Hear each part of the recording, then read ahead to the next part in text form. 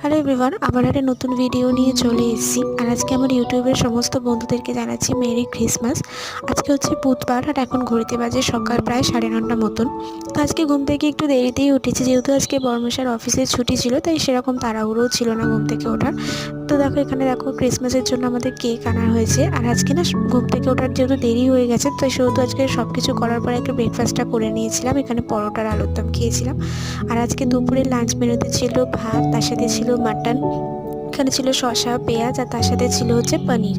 আর আমার বর্মশাই যেহেতু একদমই চিকেন মাটন এগুলো খেতে পছন্দ করে না, তো তার ওর জন্য ছিল ডিমের কষা, আর এখানে পনিরও রাখা হয়েছিল ওর জন্য। তো যাই হোক, লাঞ্চ কমপ্লিট করার পরে না ঘুমিয়ে পড়েছিলাম অনেকক্ষণ। তো তারপরে সন্ধ্যেবেলা ওর একটুখানি ম্যাগি খেতে ইচ্ছে হচ্ছিলো, তো ম্যাগিটাকে আমি এভাবে করে দিয়েছিলাম। তারপরে একটুখানি দুজনে সিনেমা দেখছিলাম।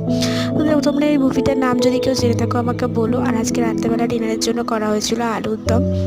তো যাই হোক, আজকে ভিডিওটি এই পর্যন্তই। কেমন লাগলো সবাই